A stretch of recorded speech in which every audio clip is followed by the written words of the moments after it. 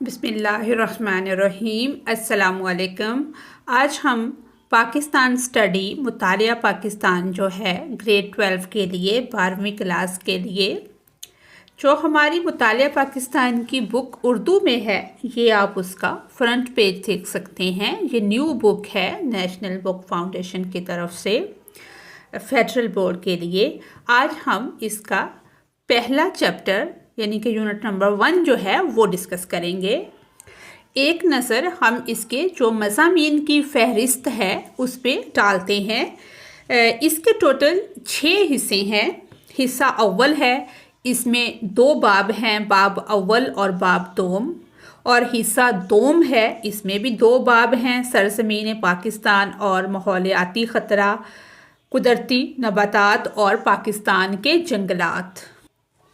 حصہ سوم میں بھی 2 باب ہیں، معدنیات، توانائی کے وسائل اور ٹیلی کمیونیکیشن، اور اسی طرح سے ہمارے یہ 6 حصے ہیں اور 2 باب ہیں ہمارے۔ مین ہے اس کا کہ ٹوٹل جو ہیں وہ 12 چیپٹر بنتے ہیں، یعنی کہ 12 چیپٹر ہیں ہمارے، 12 باب ہیں اس پوری بک کے اندر۔ پہلے حصے میں حصہ اول جو ہے وہ ریلیٹڈ ہے پاکستان کی تاریخ سے، اور اس کا جو باب ہے وہ ہے پاکستان کی نظریاتی اساس۔ یہ ہمارے باب نمبر 1 یا پہلے باب کی جو مشق ہے وہ یہاں سے شروع ہو رہی ہے۔ یہ ہیں مشقی سوالات۔ پہلا جو سوال ہے وہ ہے درج ذیل کثیر الانتخابی سوالات میں سے درست جواب کی نشاندہی کریں۔ اسٹیٹمنٹ نمبر 1 یا فرسٹ کوسچن ہم کہہ سکتے ہیں وہ یہ ہے کہ سر سید احمد خان رحمۃ اللہ علیہ نے یعنی کہ 1875 میں کس ہائی اسکول کی بنیاد رکھی؟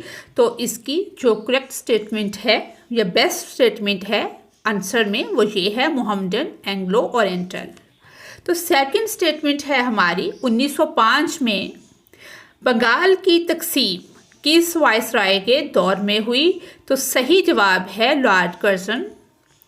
اسٹیٹمنٹ نمبر 3 یا تھرڈ اسٹیٹمنٹ ہے ہماری گول میز کانفرنسیں کس شہر میں منعقد ہوئی؟ یہ 3 کانفرنسیں تھیں، تو correct answer is London. Fourth statement ہے 1930 میں مسلم لیگ کے سالانہ اجلاس کی صدارت کس نے کی؟ تو اس کا آنسر ہے علامہ محمد اقبال رحمۃ اللہ علیہ نے۔ ففتھ اسٹیٹمنٹ ہے ہماری 1906 میں شملہ وفد کا سب سے اہم مطالبہ کیا تھا؟ تو کریکٹ آنسر ہے جداگانہ انتخابات۔ سکس اسٹیٹمنٹ ہے لیاقت علی خان رحمۃ اللہ علیہ کو 1946 یعنی کہ سن 1946 کی عبوری حکومت میں کون سی وزارت دی گئی تھی؟ تو صحیح جواب ہے وزارت خزانہ۔ نیکسٹ اسٹیٹمنٹ ہے قرارداد لاہور کے متن میں لفظ پاکستان کتنی بار استعمال ہوا ہے؟ تو اس کا صحیح جواب ہے استعمال نہیں ہوا۔ نیکسٹ اسٹیٹمنٹ ہے قانون آزادی ہند کس نے منظور کیا؟ تو اس کا کریکٹ آنسر ہے برطانوی پارلیمنٹ۔ نیکسٹ اسٹیٹمنٹ ہے ہماری قائد اعظم محمد علی جناح رحمۃ اللہ علیہ 1913 سے کس سال تک بیک وقت یعنی کہ ایک ہی وقت میں مسلم لیگ اور کانگریس یعنی کہ دونوں کے رکن رہے؟ 1913 سے 1920 تک۔ کریکٹ آنسر یہ ہے۔ نیکسٹ اسٹیٹمنٹ ہے 16 اگست 1946 یعنی کہ 1946 کو مسلم لیگ نے کون سا دن منایا؟ تو اس کا صحیح جواب ہے یوم راست اقدام۔ اب اس کا دوسرا سوال نمبر 2 ہے مندرجہ ذیل سوالات کے مختصر جواب دیں۔ پہلا سوال ہے 2 قومی نظریہ سے کیا مراد ہے؟ تو اس کا آنسر ہے 7 پیج ہے، یہ پیج نمبر 7 ہے ہماری بک کا، نظریہ پاکستان یعنی کہ 2 قومی نظریہ۔ اس کو ہم ہیڈنگ کے ساتھ بھی لکھ سکتے ہیں اور سمپل ورڈنگ میں بھی لکھ سکتے ہیں۔ ہیڈنگ کے ساتھ پہلے ہم اس کی تعریف لکھ دیں گے کہ اس کا مطلب کیا ہے، یہ کیوں وجود میں آیا، اس کی بنیاد کیا تھی، اور اس کی تعریف، بنیاد، مطلب، نتیجہ، یہ ان ہیڈنگز کے تحت بھی ہم لکھ سکتے ہیں، اور ہم اس طرح سمپل ورڈنگ میں بھی لکھ سکتے ہیں کہ جو دو قومی نظریے کا مطلب یہ ہے کہ بر صغیر ہندوستان میں مسلمان اور ہندو دو الگ الگ قومیں ہیں، ان کے مذہب، ثقافت، تہذیب، رسم و رواج، زبان اور طرز زندگی ایک دوسرے سے بالکل مختلف ہیں، اس لیے دونوں ایک ملک میں ایک قوم بن کر نہیں رہ سکتے۔ یہ دو قومی نظریہ پاکستان بننے کی بنیاد بنا تھا، یعنی کہ اگر دو قومی نظریے کی ہم وضاحت کرتے ہیں کہ مسلمانوں کی زندگی کا مرکز جو ہے وہ دین اسلام ہے، ہندو اپنے مذہب، رسم و رواج اور عقائد پر چلتے ہیں، اسلام اور ہندو دھرم کے اصول ایک دوسرے کے مخالف ہیں، اس لیے مسلمانوں نے ایک الگ وطن کی ضرورت محسوس کی جہاں وہ اسلامی اصولوں کے مطابق زندگی گزار سکیں۔ ویسے جو دو قومی نظریے کا ہم وجود دیکھتے ہیں تو اس کا جو ارتقاء ہے یہ اتنا ہی پرانا ہے جتنی پرانی انسان کی تاریخ ہے۔ دو قومی نظریہ اس وقت وجود میں آ چکا تھا یا آیا تھا جب حضرت آدم علیہ السلام کے ایک بیٹے نے دوسرے بیٹے کو قتل کر دیا تھا، یعنی کہ ایک پہلو خیر کا ہے، ایک پہلو شر کا ہے۔ تو جب سے انسان دنیا میں آیا ہے خیر بھی آئی ہے اور شر بھی آیا ہے، یہی دو قومی نظریہ ہے۔ اس کو ہم جس پوائنٹ آف ویو سے لے لیں، پاکستان بننے کے پوائنٹ آف ویو سے لے لیں، کچھ بکس کے اندر یہ محمد بن قاسم جب آئے تھے اس کا حوالہ دے کے اس کا سٹارٹ لیا گیا ہے، تو اس طرح سے ہم اس کو ایک بہت پیارا سا کویسچن بنا کے لکھ سکتے ہیں۔ جب ہم تھوڑا سا اس کو ایکسٹرا اس میں ڈیٹیل ڈالیں گے تو اچھا اس کے آنسر میں ایک رنگ آ جائے گا کہ نظریہ پاکستان اس عقیدے پر مبنی ہے کہ بر صغیر کے مسلمان ایک علیحدہ قوم ہیں۔ یہ نظریہ اس یقین پر مبنی ہے کہ مسلمانوں کا مذہب، ثقافت، تہذیب اور تاریخ، تہذیب بھی الگ ہے، یہاں تک کہ چھوٹی کلاسز میں جہاں پہ نظریہ پاکستان یا دو قومی نظریے کی بات ہوتی تھی ساتھ یہ بھی لکھا ہوتا تھا کہ ہندو جو ہیں وہ گائے کی پوجا کرتے ہیں اور مسلمان جو ہیں وہ گائے کا گوشت کھاتے ہیں، تو یہ دونوں قومیں کسی بھی طرح سے ایک ملک میں ایڈجسٹ نہیں ہو سکتی، ایک قوم بن کر نہیں رہ سکتی۔ یعنی کہ باوجود اس کے کہ مسلمانان ہند بر صغیر میں بسنے والی دوسری اقوام کے ساتھ 1000 سال سے زیادہ عرصہ اکٹھے رہتے رہے، انہوں نے اپنی علیحدہ شناخت برقرار رکھی، وہ دوسری اقوام میں ضم نہ ہو سکے۔ مسلمانوں کو علیحدہ شناخت اسلام کے اصولوں پر عمل پیرا ہونے کی وجہ سے ملی، جس نے انہیں ایک منفرد قوم بنا دیا۔ اس علیحدہ شناخت کی بنیاد پر ہندوستان کے مسلمانوں نے اپنے لیے ایک علیحدہ وطن کا مطالبہ کیا، اور یہ مطالبہ ہی دو قومی نظریہ کہلاتا ہے۔ جیسے قائد اعظم محمد علی جناح رحمۃ اللہ علیہ نے فرمایا کہ ہندو اور مسلمان دو الگ تہذیبیں ہیں، اگر ان کے ہیرو الگ ہیں، ان کی تاریخ الگ ہے، ان کی روایات الگ ہیں، اس لیے مسلمان ایک الگ قوم ہیں اور انہیں الگ وطن ملنا چاہیے۔ اور نتیجہ اس کا جو نتیجے کی ہیڈنگ ہے اس میں ہم یہ لکھ سکتے ہیں کہ دو قومی نظریہ ہی پاکستان کے قیام کی بنیاد بنا۔ اس نظریے کی وجہ سے مسلمانان بر صغیر نے آزادی کی تحریک شروع کی اور 14 اگست 1947 کو پاکستان وجود میں آیا۔ سوال نمبر 2، دوسرا سوال ہے لارڈ کرزن نے 1905 میں بنگال کو 2 صوبوں میں کیوں تقسیم کیا؟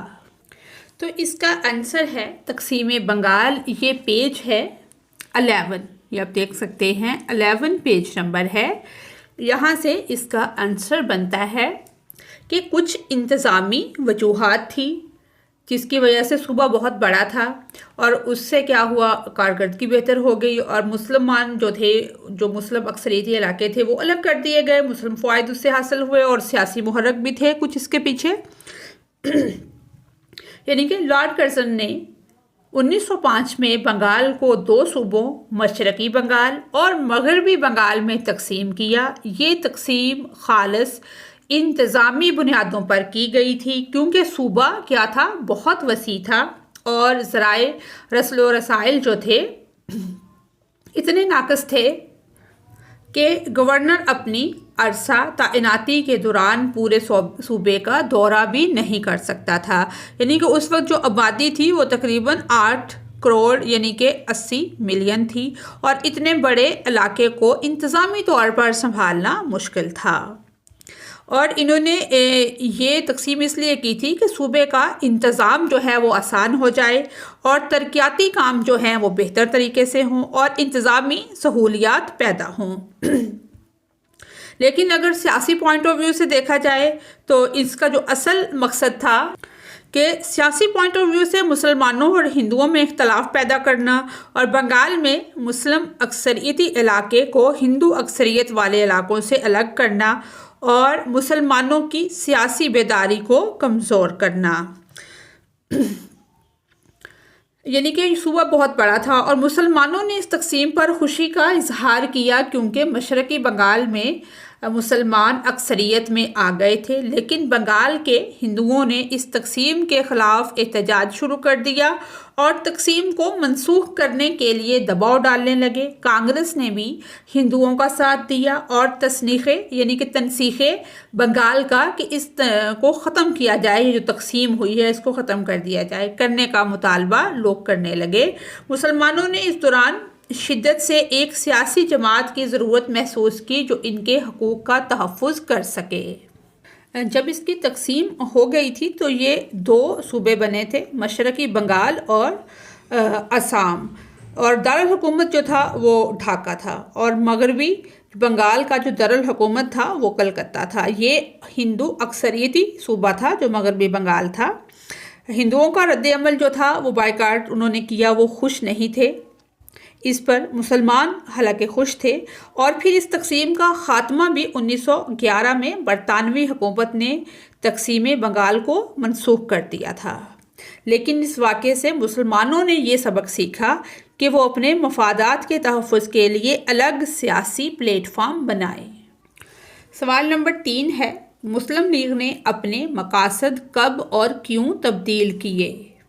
جی، تو اس کا جو آنسر ہے وہ پیج نمبر 12 ہے یہ جس پہ ہے کہ قائد اعظم محمد علی جناح رحمۃ اللہ علیہ کی تجویز پر مارچ 1913 میں مسلم لیگ نے اپنے مقاصد میں بنیادی تبدیلی کی۔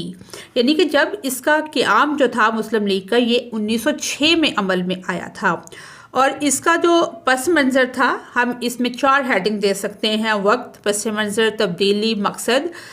کچھ فردر بھی ہم ایکسپلین اس کو کر لیتے ہیں کہ 1906 میں آل انڈیا مسلم لیگ قائم ہوئی، تو اس کا مقصد تھا برطانوی حکومت کے ساتھ وفاداری برقرار رکھنا، مسلمانوں کے سیاسی، سماجی اور تعلیمی حقوق کا تحفظ کرنا اور ہندو مسلم اتحاد کو فروغ دینا۔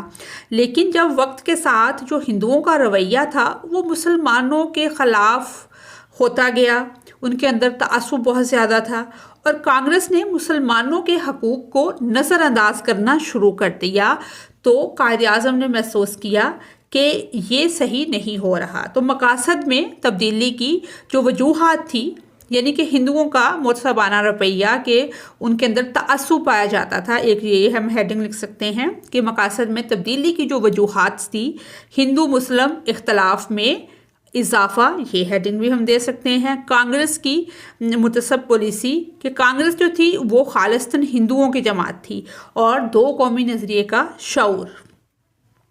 جیسے ہم پہلی جو ہیڈنگ ہے ہماری کہ ہندوؤں کا تعصب بھرا رویہ جو تھا کہ ہندو قومیت کے نظریے نے مسلمانوں کو سیاسی طور پر دبانے کی کوشش کی۔ دوسری ہیڈنگ ہندو مسلم اختلافات میں اضافہ، یعنی کہ زبان، مذہب، کلچر اور سیاسی مفادات میں جو فرق تھا وہ نمایاں ہو گیا، اور کانگریس کی متعصبانہ یا تعصب بھری جو پالیسیز تھی یا پالیسیاں تھیں کہ کانگریس نے یہ ثابت کر دیا وہ صرف ہندوؤں کی نمائندہ جماعت ہے، اور مسلمانوں کو 2 قومی نظریے کا شعور آ گیا، وہ ایک الگ قوم ہے، اس بنا پر انہوں نے جان لیا جن کی اپنی تہذیب اور ثقافت اور مذہب ہے۔ آگے تھوڑا سا پیج نمبر 13 پہ اس کو بھی ہم ایڈ کریں گے کہ مسلم لیگ نے ہندو مسلم اتحاد کے قیام کو اپنی جدوجہد کا محور بنا لیا۔ قائد اعظم رحمۃ اللہ علیہ جو اس وقت کانگریس اور مسلم لیگ دونوں کے رکن تھے، دونوں بڑی سیاسی جماعتوں کے درمیان ہم آہنگی پیدا کرنے کی کوششیں کی۔ قائد کی مخلصانہ کوششوں کے نتیجے میں دونوں جماعتیں ایک معاہدے پر متفق ہوئیں، جسے تاریخ میں میثاق لکھنؤ کے نام سے یاد کیا جاتا ہے۔ اس معاہدے کے تحت کانگریس نے مسلمانوں کے جداگانہ انتخابات اور مرکزی اسمبلی میں 1/3 نمائندگی کے مطالبات تسلیم کیے۔ قائد اعظم رحمۃ اللہ علیہ کی ان کاوشوں پر انہیں بجا طور پر ہندو مسلم اتحاد کا سفیر قرار دیا گیا۔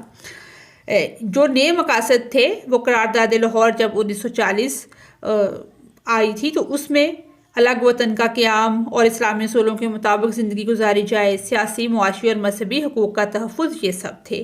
نتیجے میں ہم لکھ سکتے ہیں کہ 1940 کے بعد جو مسلم لیگ کی جدوجہد کا اصل مقصد تھا وہ صرف اور صرف پاکستان کا قیام تھا۔ اس مقصد کے تحت 7 سال بعد 14 اگست 1947 کو پاکستان وجود میں آیا۔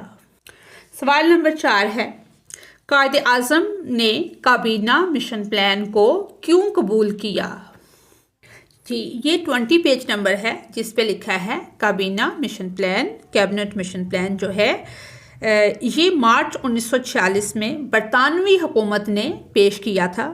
اس پلان کا جو مقصد تھا کہ ہندوستان کو آزادی دینے سے پہلے ایسا سیاسی حل نکالا جائے جس سے ہندو اور مسلمان جو ہیں دونوں راضی ہو جائیں۔ پلان کی جو اہم باتیں تھیں کہ ہندوستان کو 3 گروپوں میں تقسیم کیا جائے گا، یہ والے گروپ جو لکھے ہوئے ہیں 3 گروپوں میں تقسیم کیا جائے گا، اور مسلم اکثریتی والے صوبے پنجاب، سرحد، سندھ، بلوچستان، اور آگے گروپ سی میں تھا جیسے بنگال اور اسام، یعنی کہ مرکز میں صرف دفاع، خارجہ پالیسی اور مواصلات کے معاملات ہوں گے، یعنی کہ باقی جو تمام اختیارات ہوں گے وہ صوبوں کو دیے جائیں گے، اور مستقبل میں صوبے چاہیں تو الگ آئین بھی بنا سکتے ہیں۔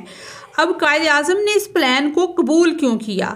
سب سے پہلے تو اس میں مسلمانوں کے مفادات کا تحفظ تھا کہ اس پلان کے تحت مسلمان اکثریت والے جو صوبے ہیں، مسلم اکثریتی صوبے، ایک دوسرے سے منسلک رہ سکتے ہیں۔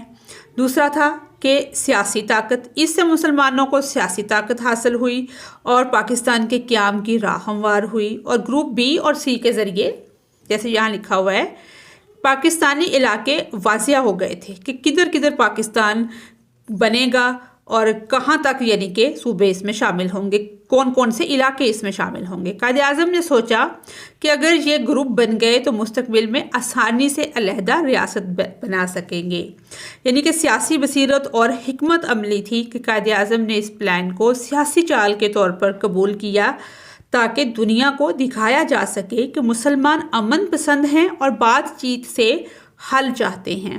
اور چوتھی ہیڈنگ اس میں ہم یہ دے سکتے ہیں کہ ہندوؤں کی نیت کو بے نقاب کرنا، کہ قائد اعظم کو یقین تھا کہ کانگریس اس پلان کو قبول نہیں کرے گی۔ جب کانگریس نے پلان رد کیا تو دنیا کو یقین ہو گیا کہ اصل رکاوٹ ہندو رہنما ہیں، یعنی کہ جو کانگریس کا رویہ تھا کہ کانگریس نے کیبنٹ مشن پلان کو مسترد کر دیا کیونکہ وہ مرکزی حکومت پر مکمل اختیار چاہتے تھے۔ اس کے بعد مسلمانوں کے لیے علیحدہ وطن کے مطالبے کو مزید تقویت ملی۔ تو یہ ساری ہیڈنگ ہم اس میں دے سکتے ہیں، یعنی کہ یہاں تک ہم یہ سوال لکھ سکتے ہیں۔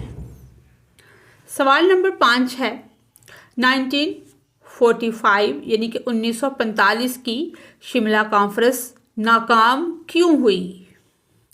تو اس کا جواب یہ پیج نمبر 19 ہے ہمارا کہ مئی 1945 میں جب جنگ عظیم دوم اپنے اختتام کے قریب تھی تو حکومت نے 1946 سے قید تمام کانگریسی کے جو لوگ اس میں قید تھے 1942 سے قید تھے، کیونکہ یہ ہوئی نا 45 میں، تو 1942 سے جو کانگریسی رہنما قید کیے ہوئے تھے ان کو رہا کر دیا، ان کو چھوڑ دیا۔ اور وائس رائے جو تھے اس وقت کے کہ جو وائس رائے تھے لارڈ ویول، انہوں نے اعلان کیا کہ کمانڈر ان چیف کے علاوہ وائس رائے کی ایگزیکٹو کونسل میں تمام ارکان ہندوستانی ہوں گے. یعنی کہ اگر ہم اس کا پس منظر دیکھیں کہ جو شملہ کانفرنس ہے، شملہ کانفرنس جس کو کہا جاتا ہے کہ جون 1945 میں لارڈ ویول نے بلائی. مقصد یہ تھا کہ ہندوستانی رہنماؤں کو اکٹھا کر کے آزادی اور اقتدار کی منتقلی کا کوئی مشترکہ فارمولہ بنایا جائے. اس موقع پر قائد اعظم محمد علی جناح اور جو نہرو تھے اور ابوالکلام آزاد، یہ رہنما تھے، بڑے رہنما اس میں شریک ہوئے. اس کی جو ناکامی کی وجوہات تھی اس میں ہم ایک ہیڈنگ یعنی کہ نمائندگی کا تنازع، ایک ہیڈنگ ہم اس میں دے سکتے ہیں، اور کانگریس کا متکبرانہ رویہ بھی ہم اس میں لکھ سکتے ہیں. اختیارات کی تقسیم پر اختلاف، مسلم لیگ کے اصولی موقف، یعنی کہ جو ان کا اصولی موقف تھا مسلم لیگ کا، کہ قائد اعظم نے کہا کہ جب تک مسلمان ایک علیحدہ قوم مسلمانوں کو ایک علیحدہ قوم تسلیم نہیں کرتے یا مسلمان ایک علیحدہ قوم تسلیم نہیں کیے جاتے، کوئی بھی معاہدہ پائیدار نہیں ہو سکتا. اور متکبرانہ رویے کی اگر ہم بات کریں کہ کانگریس نے مسلم لیگ کو برابر کی حیثیت دینے سے انکار کر دیا اور وہ ہندوستان میں اکثریت کی بنیاد پر حکومت چاہتی تھی. انہی کی ہم چھوٹی چھوٹی ہیڈنگ بنا سکتے ہیں. تو پہلی ہیڈنگ جو ہے نمائندگی کا تنازع، کہ قائد اعظم کا مطالبہ تھا کہ تمام مسلم نشستیں مسلم لیگ کو دی جائیں کیونکہ مسلمانوں کی واحد جو نمائندہ جماعت ہے وہ مسلم لیگ ہے، اور کانگریس نے اس سے انکار کر دیا اور مسلم نمائندوں کو اپنی پارٹی سے وہ مسلم نمائندوں کو جو کانگریس تھی اپنی پارٹی میں شامل کرنا چاہتی تھی. اور کانگریس کا متکبرانہ رویہ، کانگریس نے مسلم لیگ کو برابر کی حیثیت دینے سے انکار کیا. وہ ہندوستان میں اکثریت کی بنیاد پر حکومت چاہتے تھے، اور اس کا نتیجہ کیا ہوا کہ شدید اختلافات کے باعث شملہ کانفرنس جو ہے وہ ناکام ہو گئی. بعد میں برطانوی حکومت نے اعلان کیا کہ وہ الیکشن 1945-46 کروائے گی اور دونوں جماعتوں کی اصلی طاقت سامنے آئے گی. اور اس میں ایک امپورٹنٹ پوائنٹ یا اہم نکتہ یہ ہے کہ ہندو اور مسلمان دو الگ الگ قومیں ہیں اور وہ اکٹھے حکومت نہیں کر سکتے. یعنی کہ شملہ کانفرنس کی ناکامی نے دنیا کو یہ باور کروا دیا، یہ یقین دلوا دیا کہ ہندو اور مسلمان دو الگ الگ قومیں ہیں، وہ اکٹھے حکومت نہیں کر سکتے. اگلا سوال ہے سوال نمبر 6 کہ مسئلہ کشمیر پاکستان اور بھارت کے تعلقات پر کس طرح اثر انداز ہوتا ہے؟ ٹھیک، تو اس کا جواب آنسر جو ہے یہ پیج نمبر 26 ہے. اس پہ کہ مسئلہ کشمیر کے لیے پاکستان کی غیر متزلزل حمایت جو ہے کہ پاکستان اور بھارت کے درمیان 4 بڑی جنگیں جو ہوئی ہیں وہ مسئلہ کشمیر پر ہی ہوئی ہیں.